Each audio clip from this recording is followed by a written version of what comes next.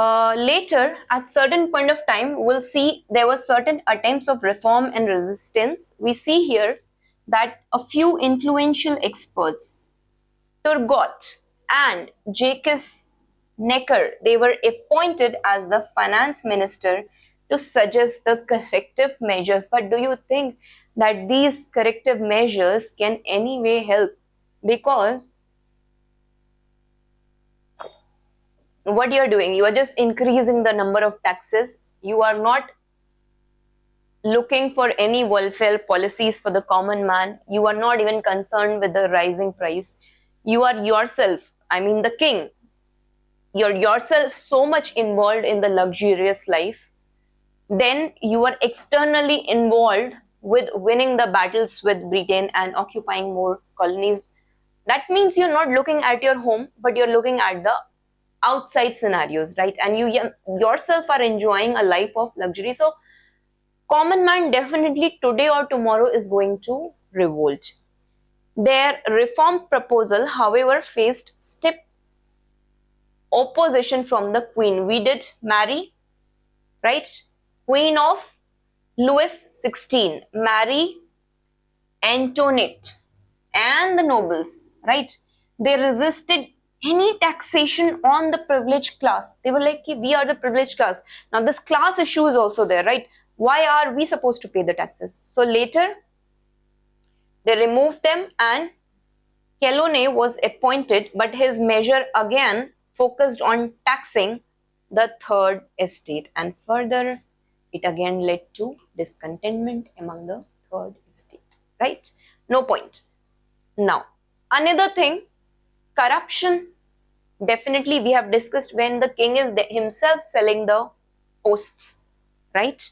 Your administrative officials, your higher judicial officials are already sold.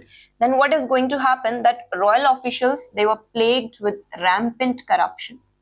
The legal system lacked uniformity, definitely, and the local administrators, they acted arbitrarily, right? This created an atmosphere of chaos and inertia in the governance. Everything was stuck. Another thing, impact of the foreign wars. The wars fought by Louis XVI and later the costly involvement in the American War of Independence under Louis, the wars fought by Louis XIV and under this was Louis XVI, it further led to financial strain in France. Is it clear? Now, what happens now, in order to make a reform, what happened, they call all the estates. We'll see as the class proceeds. But the king, he closes the gate for the third estate. Now you are trying to make reform for the third estate and you are itself not allowing it, right? This is your third estate, the peasants. This is your second estate, the nobles. This is your first estate, the clergy. So what happens, you have to make reforms for them, but they themselves are not involved in the decision making. Even their presence is not there. So how can you make the reforms, right? So what happens, ultimately the royal treasury of France, definitely it had to be bankrupt. It went bankrupt by 1786.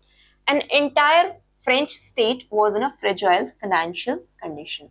Now, in absence of any kind of alternatives, Louis XVI, he summoned the Estates General at the palace of Versailles on 5th May 1789, and that too after a gap of 175 years, right?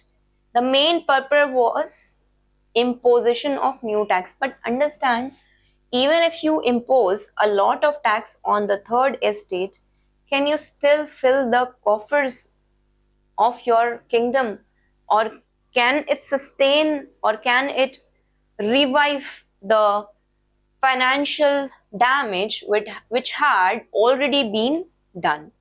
No. So what happens, the Estates General over here, understand, it is basically a consultative body with separate assemblies for each of the three estates. So this was present in the palace, this was present, and this was not allowed. The gates were closed for them. Now understand? Okay, so its primary role was to collect the petitions, deliberate on the financial matters, and advise the king, though the final authority definitely remained with the monarch. Now, this financial crisis, coupled with social inequality, right, it set the immediate stage for the French Revolution. Is it clear? This I was discussing over here. We'll see it in detail what happens that in further PPTs, that this two above estate generals are present. They are welcomed to the palace of Versailles, but third one is not involved. Now what happens, these estate general of third estate and the common man, they themselves gather, will study the oath of Enniscote, and over there they try to subdue the king. Now before that, let's also see, apart from this, the fourth cause, right? The fourth cause which was majorly responsible for French Revolution was that writings of the Enlightenment philosophers, right? Their work, it questioned the legitimacy of absolute monarchy, the privileges to clergy and the nobility, and they called for reason. We have discussed this a lot in our first lecture, Age of Reason, Spirit of Discovery, right? So over here, the first one is Montesquieu. He has given a famous book, The Spirit of Law, and here he advocates a constitutional government, right? A constitutional government is that which is limited by the book of law, that is constitution. There is prevalence of, you can say, constitutionalism.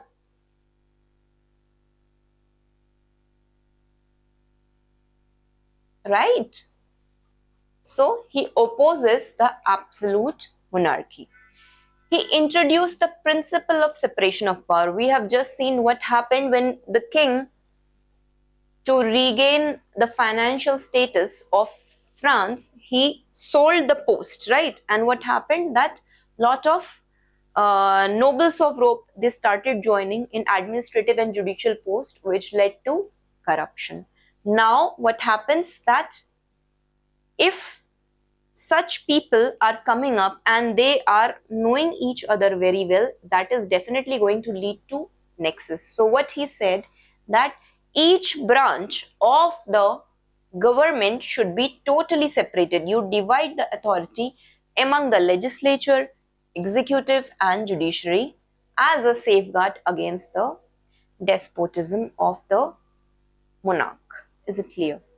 Also, we'll see that it is a feature in the modern democracies. I've already discussed in the last class that it is part of Article 50 of Directive Principle